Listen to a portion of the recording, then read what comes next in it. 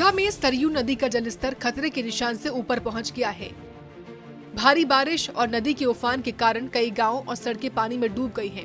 गोंडा और अयोध्या को जोड़ने वाला रास्ता बंद हो गया है और लोग नाव के सहारे आ जा रहे हैं। प्रशासन ने बाढ़ प्रभावित इलाकों में राहत शिविर शुरू किए हुए हैं। तकरीबन 10 दिन हो गया। इस वजह से 10 दिन से पानी बढ़ रहा है और काफी तेजी से बढ़ रहा है और हम लोगों का काम चल रहा है। ये सड़क का काम चल रहा है, इसे ड्रेन हो रहा है, बालू बह जा रहा है, जो मिट्टी पड़ी है वो सब भी बह जा रही है, इसलिए काम में बाधित हो रहा है, काम भी बाधित हो रहा है और बाढ़ का प्रोग्रेस हो रहा है। और किनारे में, बांधे के किनारे में लोग रहते हैं, रहाइश है, वो सभी लोग सड़क पर आ जा रहे हैं। हम लोगों का काम इससे डिले हो रहा है। हापुड़ के ब्रिज घाट पर गंगा नदी का जलस्तर तेजी के साथ बढ़ रहा है। भारी बारिश की वजह से नदी उफान पर है और घाट के आसपास के इलाके जलमग्न हो गए हैं। स्थानीय लोगों का कहना है कि नाव चलाना मुश्किल हो गया है और धार्मिक आयोजन इससे प्रभावित हुए हैं। प्रशासन ने ब्रिज घाट पर आने वाले श्रद्धालुओं से सावधानी बरतने की अपील की है। बाढ़ चौकियां सक्रिय हैं और राहत कार्यों के लिए टीमें तैनात कर दी गई है। वहीं मथुरा में यमुना का जलस्तर बढ़ने से वृंदावन के केसरी घाट की कई सीढ़ियां भी पानी में डूब गई। भारी बारिश और नदी के उफान ने तटीय इलाकों में बाढ़ जैसे हालात बना दिए हैं। स्थानीय मंदिरों और घाटों में पानी घुस गया है, जिससे धार्मिक गतिविधियां प्रभावित हुई हैं। प्रशासन ने लोगों को नदी के पास न जाने की सलाह दी है। वहीं प्रयागराज में गंगा और यमुना का जलस्तर खतरे के निशान के बेहद ही करीब पहुंच गया है। निचले इलाकों में पानी घुसने से 61 बस्तियां और 275 गांव प्रभावित हुए हैं। करीब 5 लाख लोग इस बाढ़ की चपेट में हैं।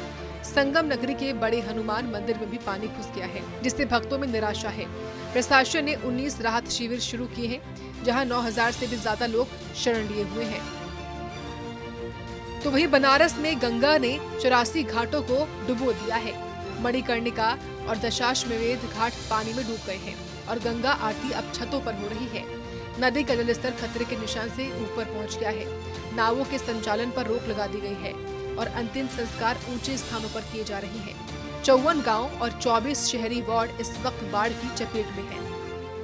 हम लोग दूसरे दिन लगातार वरुणा के तटवर्ती क्षेत्र पे आज एसडीआरएफ के सहयोग से निरंतर जो है राहत सामग्री वितरण करने आए हैं। जो हमारे लोग फंसे हुए हैं बाढ़ में, वरुणा के तटवर्ती इलाकों में निरंतर फंसे हुए हैं, उनको हम लोग आज सहयोग राशि और सहयोग सामग्री मुहैया कराने आए हुए हैं। हम ये लोगों को संदेश देना चाहते हैं कि जिन भी क्षेत्र में, पूरे उत्तर प्रदेश में लोग फंसे हैं, उनकी मदद करें। समाज सेवी संस्थाएं और सभी दल जो है मदद करें उनका। जो भी लोग बाढ़ प्रभावित क्षेत्र में फंसे, छोटे छोटे बच्चे फंसे हैं, उनको सुविधाएं नहीं मिल पा रही हैं। हम सरकार से भी अनुरोध करते हैं कि मूलभूत सुविधाएं लोगों तक पहुंचाई जाएं। मुंबई के कुछ हिस्सों में भारी बारिश ने जनजीवन को प्रभावित कर दिया है। सड़कों पर जलभराव के कारण यातायात रुक गया है और कई इलाकों में पानी भरने से लोगों को परेशानियां हो रही हैं। रेलवे ट्रैक पर पानी जमा होने से कुछ ट्रेनें देरी से भी चल रही हैं।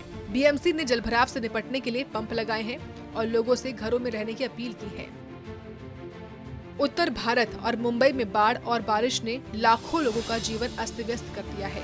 अयोध्या, हापुड़, मथुरा, प्रयागराज, वाराणसी और मुंबई में प्रशासन राहत और बचाव कार्यों में जुटा हुआ है। एनडीआरएफ और एसडीआरएफ की टीमें लोगों को सुरक्षित स्थानों पर पहुंचा रही हैं, लेकिन लगातार बारिश ने चुनौतियां बढ़ा दी हैं।